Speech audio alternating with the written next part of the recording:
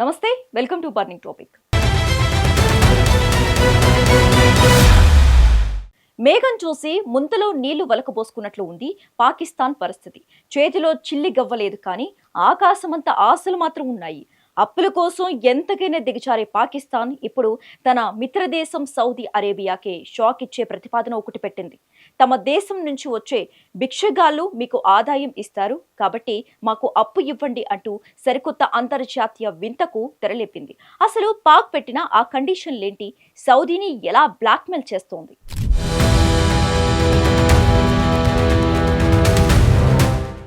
ప్రస్తుతం పాకిస్తాన్ ఆర్థిక వ్యవస్థ అత్యంత దారుణమైన స్థితిలో ఉంది. విదేశీ మార్క ద్రవ్య నిల్వలు అడుగంటాయి. ద్రవ్యోల్బణం ఆకాశాన్ని తాకుతోంది. ఈ సంక్షోభం నుంచి గట్టెక్కేందుకు అంతర్జాతీయ ద్రవ్యనిధి నుంచి అప్పులు తెచ్చుకోవడానికి పాక్ ముప్పతిప్పలు పడుతోంది. అయితే IMF నిబంధనల ప్రకారం ఇతర దేశాల నుంచి కూడా కొంత మద్దతు లభిస్తేనే రుణం అందుతుంది. ఈ క్రమంలోనే తన చిరకాల మిత్రదేశమైన సౌదీ అరేబియా తలుపు తట్టింది పాకిస్తాన్.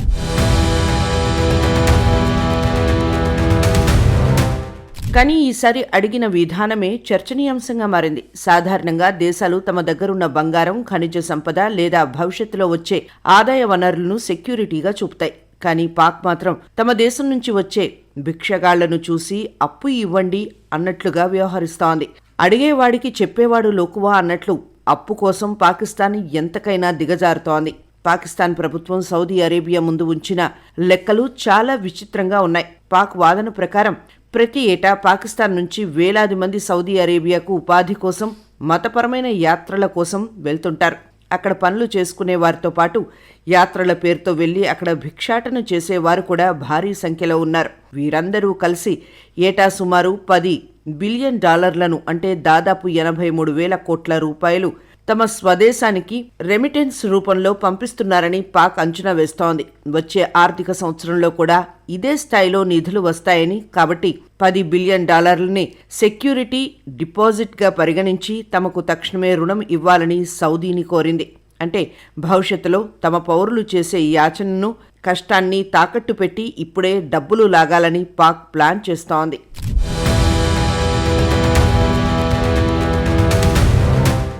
ఇక్కడ గమనించాల్సిన మరో ముఖ్యమైన విషయం ఏమిటంటే, సౌదీలో అరెస్ట్ అవుతున్న భిక్షగాళ్లలో 90% మంది పాకిస్తానీలేనని గతేడాది సౌదీ ప్రభుత్వం ఘాటుగా విమర్శించింది. ఉమ్రా పేరుతో వీసా తీసుకుని సౌదీకి చేరుకుని అక్కడ భిక్షాటన చేస్తూ సౌదీ చట్టాలకు విరుద్ధంగా వ్యవహరిస్తున్నారు. ఓ పక్క తమ దేశ పౌరులు అక్కడ భిక్షాటన చేస్తూ దేశ పరువు తీస్తుంటే, మరోపక్క పాక్ ప్రభుత్వం అదే భిక్షాటన ద్వారా వచ్చే ఆదాయాన్ని చూపి అప్పు అడగటం ఆ దేశ దిగజారుడుతనానికి నిదర్శనం.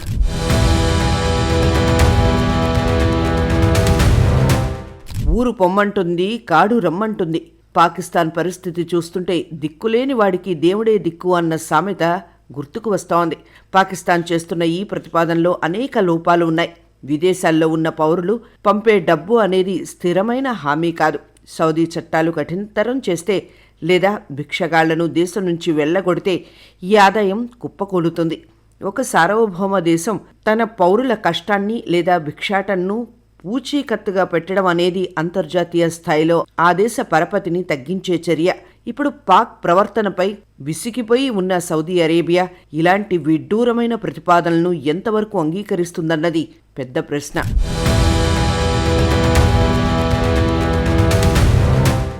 సౌదీ అరేబియా, పాకిస్తాన్ మధ్య ఉన్న సంబంధం కేవలం 2 దేశాల మధ్య ఉన్న స్నేహం మాత్రమే కాదు. అది ఒక బలమైన వ్యూహాత్మక రక్షణ ఒప్పందం. ఈ ఒప్పందం ప్రకారం ఒకరిపై దాడి జరిగితే మరొకరు సైనిక పరంగా అండగా నిలవాలి.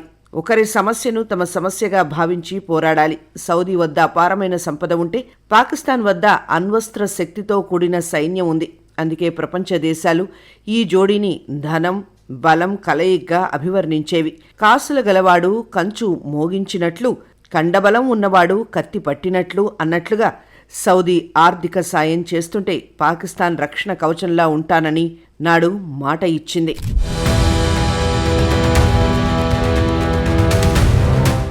ప్రస్తుతం పరిస్థితులు తారుమారయ్యాయి. ఇరాన్ వరుస దాడులతో సౌదీ అరేబియా ఉక్కిరిబిక్కిరవుతోంది. ముఖ్యంగా సౌదీ వెన్నెముక వంటి ఆయిల్ రిఫైనరీలు, దాహార్తిని తీర్చే వాటర్ ప్లాంట్లు లక్ష్యంగా దాడులు జరుగుతున్నాయి. రాజధాని రియాద్ నగరంపై క్షిపణుల నీడ పడుతోంది. సౌదీ ఎంతో ప్రతిష్టాత్మకంగా నిర్మించుకుంటున్న టూరిజం ప్రాజెక్టులు ఈ దాడుల వల్ల కుదేలవుతున్నాయి.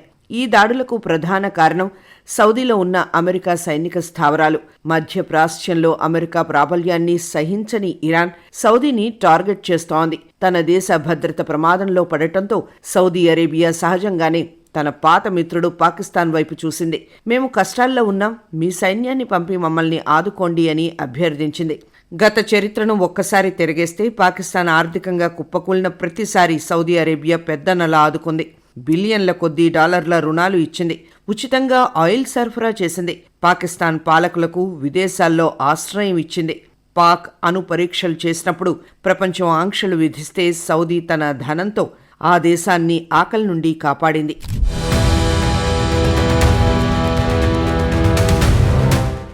కానీ ఇప్పుడు పాకిస్తాన్ తీరు మారుతోంది. గతంలో చేసిన సాయాన్ని మర్చిపోయి ఇరాన్తో ఉన్న సరిహద్దు ఇబ్బందులు లేదా తమ అంతర్గత సమస్యల సాకుతో వెనకడుగు వేస్తోంది. తిన్నింటి వాసాలు లెక్కపెట్టినట్టు ఉంది పాకిస్తాన్ తీరు. ఆపదలో ఉన్నప్పుడు ఆదుకున్న చెయ్యిని ఇప్పుడు అదే ఆపదలో ఉండగా వదిలేయడం ధర్మం అనిపించుకోదు. పాకిస్తాన్ ఎందుకు మొండికేస్తోంది? దీని వెనక బలమైన కారణాలు ఉన్నాయి. అవేంటంటే, పాకిస్తాన్ తన పొరుగున ఉన్న ఇరాన్తో నేరుగా శత్రుత్వాన్ని కొని తెచ్చుకోవడానికి భయపడుతోంది. పాక్లో ఉన్న షియా, సున్నీ వర్గాల మధ్య సమతుల్యత దెబ్బతింటుందని భయం. ఇక చైనాకు ఇరాన్తో మంచి సంబంధాలు ఉన్నాయి. ఇది కూడా పాక్ నిర్ణయాన్ని ప్రభావితం చేస్తోంది. అయితే సౌదీ అరేబియా వాదన మరొకటి. ఒప్పందం జరిగినప్పుడు లేని ఇబ్బందులు ఇప్పుడు ఎందుకు అని రియాద్ ప్రశ్నిస్తోంది. వాటర్ ప్లాంట్లు, ఆయిల్ కేంద్రాలు దెబ్బతింటే అది కేవలం సౌదీ నష్టం మాత్రమే కాదు, ప్రపంచ ఆర్థిక వ్యవస్థకే ప్రమాదం.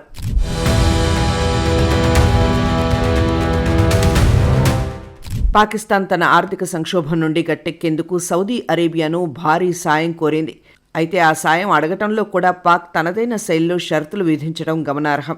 దాదాపు $5 బిలియన్ నగదును 10 ఏళ్ల కాల పరిమితితో తమ దేశంలో డిపాజిట్ చేయాలని పాక్ కోరింది. చమురు దిగుమతుల కోటాను 5 బిలియన్ బ్యారెళ్లకు పెంచాలని విన్నవించింది. అప్పిచ్చేవాడు లక్ష్మీపుత్రుడైతే అడిగేవాడు అల్లరి పుత్రుడట అన్నట్లుగా సాయం కోరుతూనే చెల్లింపుల విషయంలో పాక్ పెట్టిన డెడ్లైన్లు వింటే ఎవరికైనా కళ్ళు బైర్లు కమ్మాల్సిందే. పాక్ కోరుతున్న 5 బిలియన్ బ్యారెళ్ల ఆయిల్కు సంబంధించిన సొమ్మును వెంటనే కాకుండా 3 ఏళ్ల తర్వాత చెల్లిస్తేనే సరికొత్త ప్రతిపాదనను సౌదీ ముందు ఉంచింది. అంటే వస్తువు ఇప్పుడే కావాలి, కానీ పైసలు మాత్రం నిమ్మలంగా ఇస్తామన్నమాట. దీనికి తోడు పాకిస్తాన్ విక్రయించే బాండ్లకు సౌదీ అరేబియా గ్యారంటీగా ఉండాలని కోరడం గమనార్హం. అన్నిటికంటే విచిత్రమైన అంశం ఏమిటంటే, తన దేశ పౌరుల శ్రమను, చివరకు యాచకుల ఆదాయాన్ని కూడా పాక్ తాకట్టు పెట్టేందుకు సిద్ధమైంది. సౌదీలో పనిచేస్తున్న పాక్ ఉద్యోగులు, అక్కడ ఉన్న యాచకులు ఏటా సుమారు $10 బిలియన్ స్వదేశానికి పంపిస్తారని పాక్ లెక్కలు కట్టింది. ఈ $10 బిలియన్ ఆదాయాన్ని సెక్యూరిటీగా, డిపాజిట్గా పరిగణించి తమకు మరిన్ని రుణాలు మంజూరు చేయాలని కోరింది. అడుక్కునేవారి సంపదను కూడా చూపి అప్పులు తెచ్చుకోవాలనుకోవడం ఆ దేశ ఆర్థిక దుస్థితికి అద్దం పడుతోంది.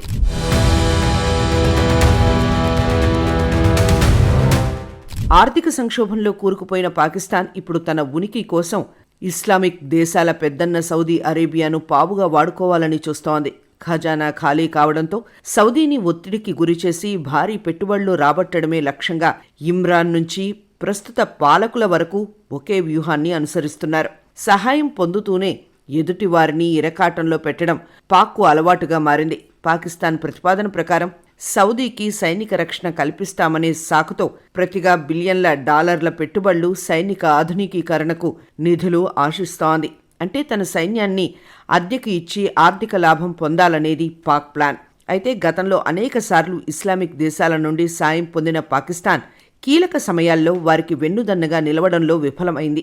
ఈ ద్వంద్వ నీతి వల్ల ఇస్లామిక్ దేశాల మధ్య నమ్మకం సడలుతోంది. సౌదీని మోసం చేసి ఆర్థికంగా గట్టెక్కాలని చూస్తున్న పాక్ వ్యూహం అంతర్జాతీయ వేదికపై దాన్ని ఒంటరిని చేసే ప్రమాదం ఉంది.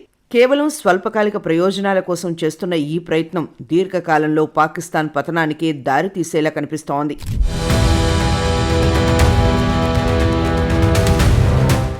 పాకిస్తాన్ ప్రవర్తన వల్ల ఇతర ఇస్లామిక్ దేశాల్లో దానిపై ఉన్న గౌరవం తగ్గుతోంది.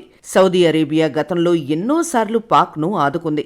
కానీ నేడు పాక్ పెడుతున్న కండిషన్లు సౌదీని మోసం చేసే ప్రయత్నంలో కనిపిస్తున్నాయి. పాకిస్తాన్ అనుసరిస్తున్న ఈ తిరోగమన ఆర్థిక వ్యూహం దీర్ఘకాలంలో ఆ దేశానికే చేటు.